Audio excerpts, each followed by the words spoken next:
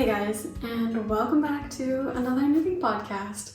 So first of all, thank you all so much for all of your support for my first video. I really did try to answer to all of your comments, and I really appreciate the recommendations that some of you guys gave, and I will definitely be looking for that one yarn company when I go to Vancouver Island. Which is happening in 3 weeks' time, and I have projects that I would like to get done before we go, so we'll see if that happens. Anyways, we're having some cloudy, slightly rainy weather here in Germany, which makes me very excited for knitting. So if you're watching somewhere also a little cozy weather, then grab a hot drink, and if it's still summer where you are, then maybe a cold one, and let's get into this.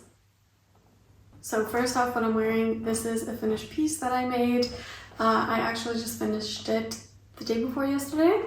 It's the Syd Tie top sleeveless version by Syd Graham, and I made it in this really beautiful green. I just love this color. It's a linen viscose mix. I bought it from, I can't remember the name of the website, but it was like very decently priced. And I got a couple other things also from that sewing website, which I'll share about later.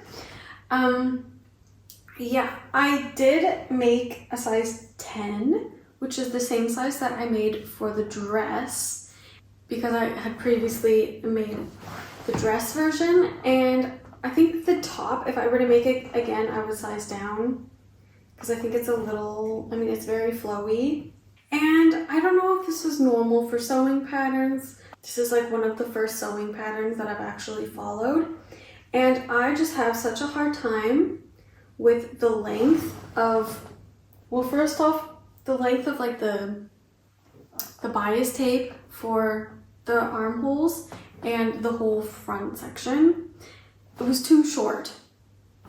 For the front bias tape, I actually made the shirt a little bit cropped.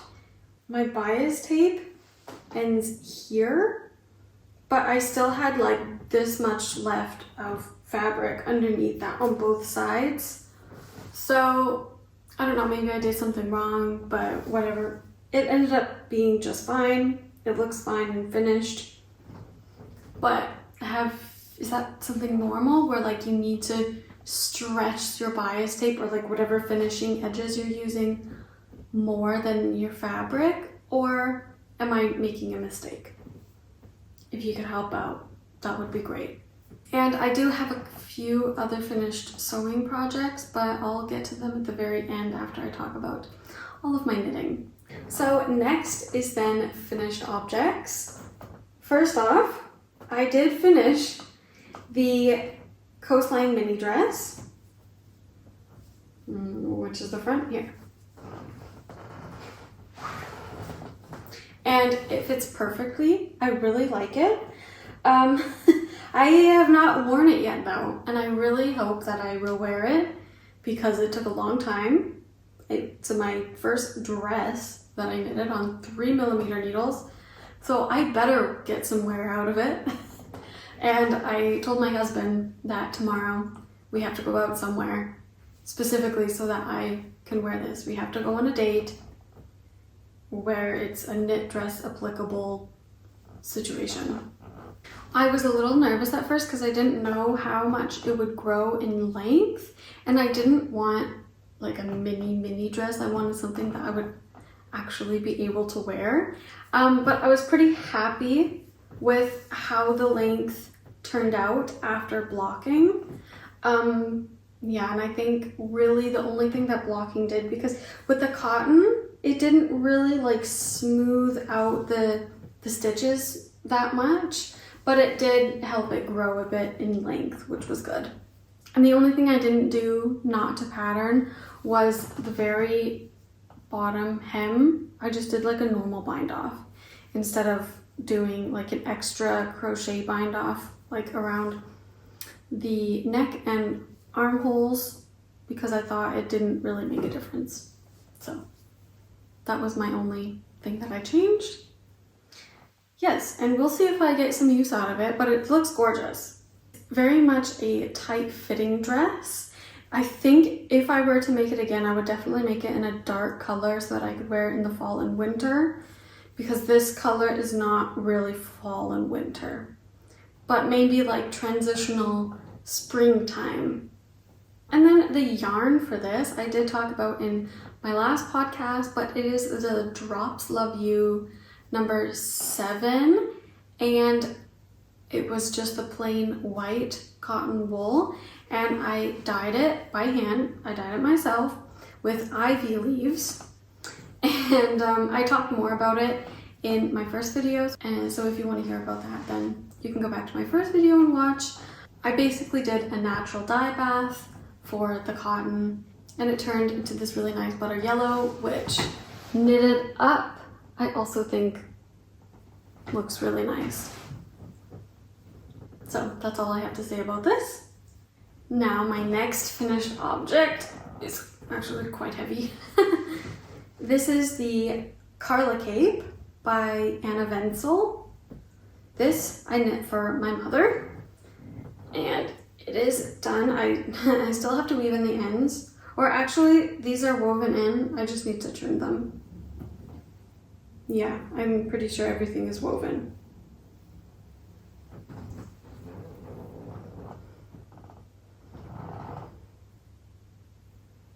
And if you would have seen my last podcast, then you would know I knit this in the round, and shortly after that podcast I steeked it, and that was very frightening, and I want to ask for some advice. So the inside of the hem is very frayed looking, and I'm just wondering, what do other people do on the inside of the garment when it's steeked? Because obviously when you're wearing it, you don't see it at all, but it's still there, and I think that would bother me. And if I'm making this as a gift for somebody, I want it to be maybe a bit more finished on the inside. So I did hear some people, they just put like ribbon, but I'd have to find like a stretchy ribbon so it doesn't interfere with the stretchiness of the garment. So that's definitely one major thing that I did differently from the original pattern, was knitting it in the round and steeking it. And the other smaller detail that I changed is I just made the sleeves a little bit longer. Like I did one more pattern repeat. I finished with just how the pattern said, and then I tried it on, showed my mom in a video chat, and she thought that was a little too short. So I made it a little bit longer, and now I'll just like put it on quick. Gotta protect the coffee. Now when I wear it, like if I have my arms stretched out, it's pretty much like bracelet length, maybe a little bit shorter. But I think this is a good length for like an over jacket, over sweater. I did have a discussion with my mother about how she wants to wear it, if she's planning on wearing it just as a top layer or also under jackets. Because I told her, like, if the sleeves are like this, you're not gonna have a fun time like putting it into a jacket sleeve. But she says that she'll want to show it off all the time because her daughter made it, and so she's always going to wear it on the outside of her outfit. So then it's fine to have a bit bigger, shorter sleeves, I think. And then the only thing that this cardigan cape is missing so far are the buttons, and we want to get those boat buttons. I can't remember what they're called, but like the long oval wood buttons. And the pattern calls for 5 centimeter long buttons, but how is that gonna fit through this buttonhole? I did the buttonholes how it said on the pattern, but at the same time, in her pattern pictures, you never see it with the buttons actually close, like with the cardigan closed. It's always worn open. So I'm almost thinking that the buttons are just decorative, because especially when it's the long ones, like you have to fit then so much through here. And I just don't know if that's gonna happen. But anyways, my parents are actually gonna be, I believe my mom is actually picking out her own buttons in Canada, and then I'll just sew them on when I get there. So after I weave in some more ends and potentially finish the steeked edge a bit more, this project is considered done. As for the wool that I used in this project, for the white, I held one strand of Viking yarn in just like the normal white color, and then also one strand of drops Alpaca, also in white, but it's more of an off-white, like it's a warmer toned white than the Viking yarn. And then for the black details, I did one strand of Lettlopi in the black, but it's like the heathered black, and one strand of Isager Alpaca, also just in black. Also, I only bought one ball of the Isager Alpaca. I think one ball is 400 meters. And I still have so much left over, even after doing all of these accents. So I'll have to find something to use with that. So that's all of my finished knitting projects. Now for works in progress, I'll start out with the one that you already know, and that is the season socks. And I am halfway done. So I did finish one sock for my husband, and it fits him perfectly, which I'm very pleased with. He has very large calves, and I was pretty nervous because before I blocked it, when he was trying it on, it was like really stretching out the design. But now after it's blocked, it's fine. Like it doesn't like distort the design very much, which I will show you. Just a really nice, kind of like a waffle knit. But honestly, the sock just looks so huge. It looks like a Christmas stocking. Like I've never knit a sock this big before. I've made my dad a pair of socks, and his weren't this chunky, but his fit too. So I don't know. Big socks. And then last night I started the second one. So I literally just started on the cuff. I'm maybe almost done with the cuff, and then I can move on to the foot with the second one. But this project is definitely going to be on the back burner right now because I started something new. I actually started this maybe 2.5 weeks ago, right as soon as I finished the Karla cape, because I was so excited to cast this on. But then I had to take an entire week off of it. I didn't touch it for a whole week because I ran out of some of the yarn. So prepare yourselves. So possibly my favorite cast on of this year is the Dagmar zipper sweater, and I'm so excited for this. Definitely like a process and a finished, how do you call that? There's a process knit and then a finished object knit. This is probably both of them, but more so a finished object knit because I want this done before I go to Canada in 3 weeks' time. Considering this has maybe like a week and a half, maybe more, maybe 2 weeks worth of knitting on it. I've finished the front, I finished the back, it's joined in the round.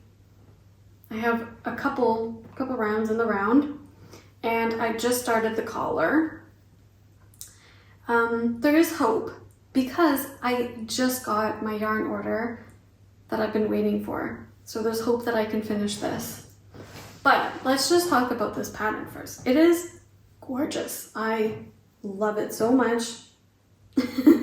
This is gonna be so warm, like the honeycomb. Is that what it's called? Like the honeycomb cables. Just makes it so thick. And I don't even mind having to pull out my cabling needle every so often to do this. It is a lot of work to do honeycomb, but it looks really nice, and I just really love the cables and the size of the cables, and I'm honestly kind of happy that there isn't just a basic traditional like 2x2 or 3x3 cables that just like turn to make a rope, because I always find that when I do that and they're turning opposite ways, one always looks better than the other, and I don't know why. So that's that. So I really like that this doesn't have that cable in it because it looks very symmetrical and it just looks great, and I love it. Let me show you on the back panel.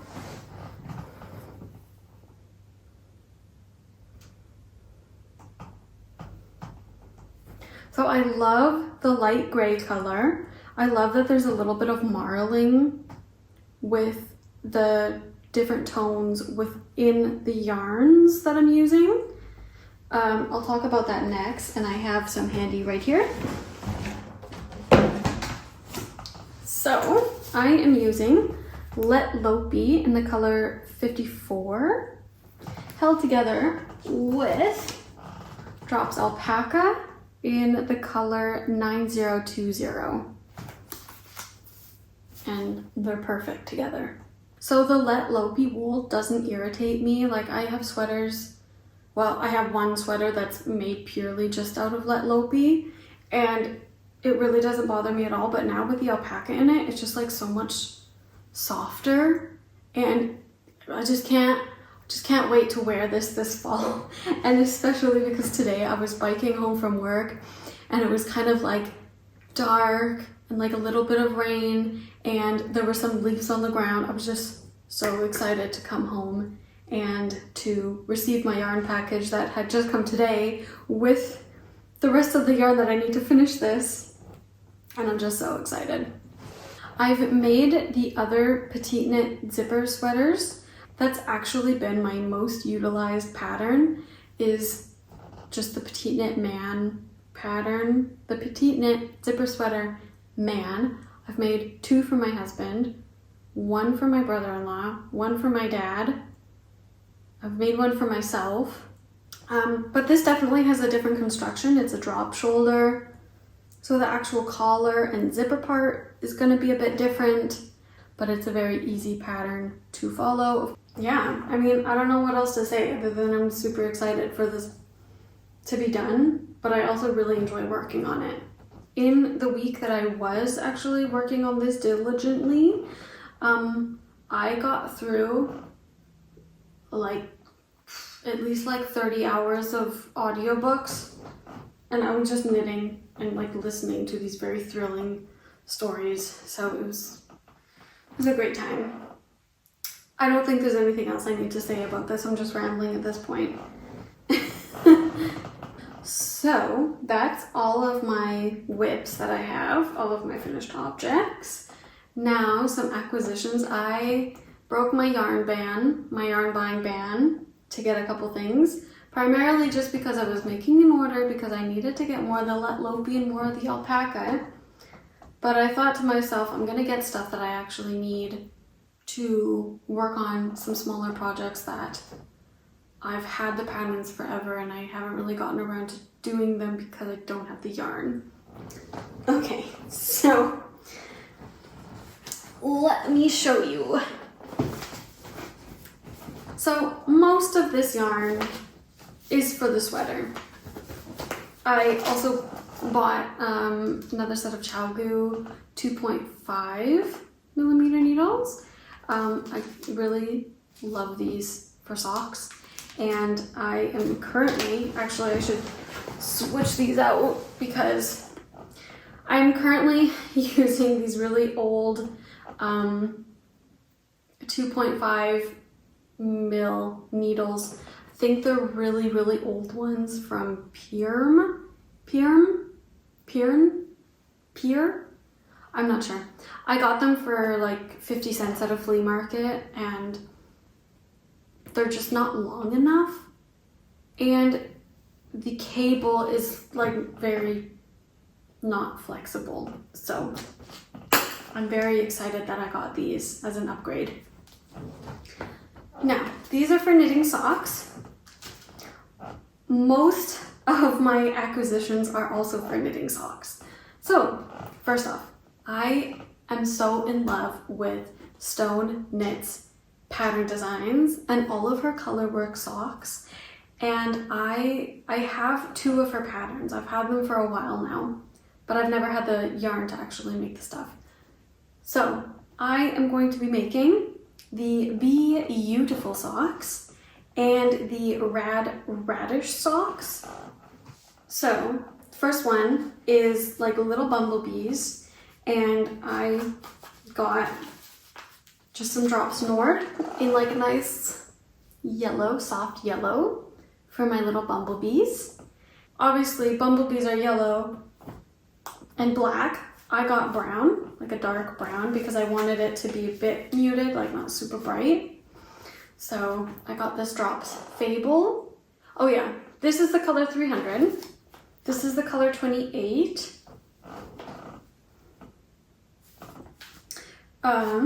Then the cuff will be stripes. Well, I guess I could do the cuff how I want it, I might just do the cuff with brown, the bees with the brown and the yellow, and some white, which I do have like a plain cream colored sock, but I also bought this white tweed sock. This is from Durable Socks Tweed. Yeah, I just wanted some tweedy yarn, and where I got yarn from, this was the only one available. So there's that. Those are the bee socks. My background, actually I need to run and get it because it's too beautiful not to show. Okay, more green. And this is really old. The label's really torn up. This is some sock yarn from Waldwool. It's a lady in Sindelfingen in Germany, Baden-Württemberg. And here's the color. It's gorgeous. So it definitely has some bits where it's quite a bit warmer and some bits where it's a cooler green, but I think it's just the perfect background for my little bees because it just looks like a very natural green. It looks like grass. So this is for my bees. For the radishes, I am going to be using also the same yarn for the earth. I'm probably going to be using this yarn for the sky. Maybe, I think there's like a little bit of white in it. And then I also got this really gorgeous pink. This is like the perfect color for radishes. I think it's called Paradise Pink, but it should be Radish Red, really. And then I'm probably gonna have a little bit of the green for the tops of the radishes. I think that's all of the colors I need. Yeah. And then this is a pattern, I think she just released it, and it's like socks covered in cows, like cow faces. And it's so cute. I really would like to make those as well. But first I'm gonna knock out the patterns that I already have, and then we'll do the cows later sometime. That's on the list. I've decided that I want to be working on a main project. So that's gonna be well, right now that's gonna be my Dagmar zipper sweater. And then I also want to have like a side project of socks because I really want to do more sock knitting. And colorwork socks obviously isn't the best for like car knitting. The season socks I've been taking with me in the car all the time because it's just one ball. But I think the colorwork socks are just so adorable. Okay, anyways, the last thing that I bought for myself was not really necessary and not something for socks or for the sweater, but something that I really wanted for the fall. I got some Fonty wool. It's the Moustache. It's the color 420. It's this beautiful, beautiful, like cool tone, mid-tone blue.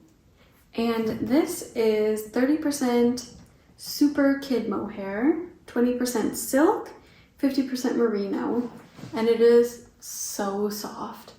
And I really just got this because I've always been pretty enticed by Fonty wools. They look very high quality, and not the ingredients, but like the makeup of the wools. Like they have the Angora rabbit wool and like all these different types, and I was just curious, so I just really wanted to try it. And with this, I'm going to make some penny gloves.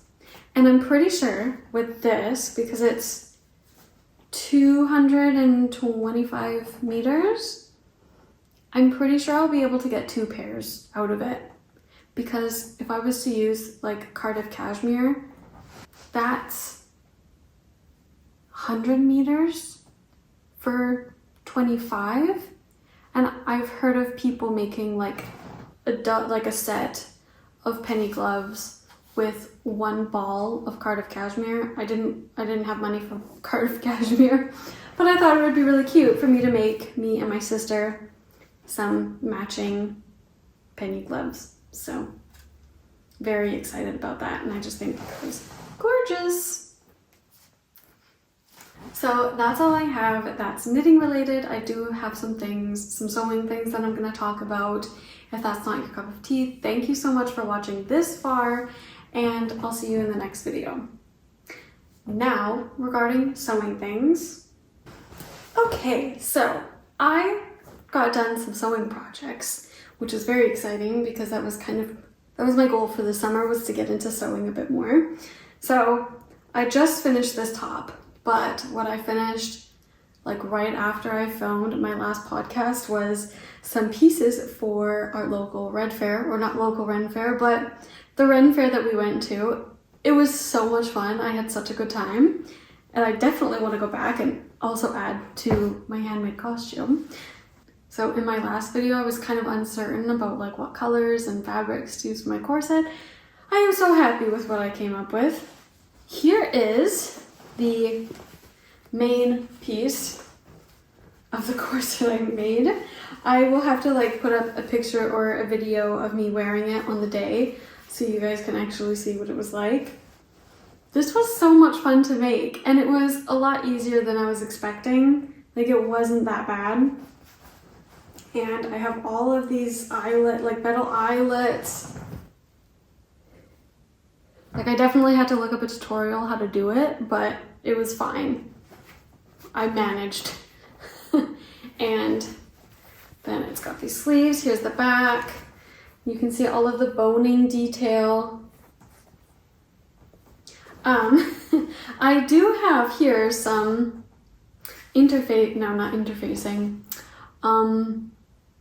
binding tape, bias tape that I used to tie the sleeve to the front of the bodice, because I severely underestimated how much ribbon I would need to tie the front of the corset and then also to tie the front of it. So I had 2.5 meters of this really nice blue, and it matched the bias tape.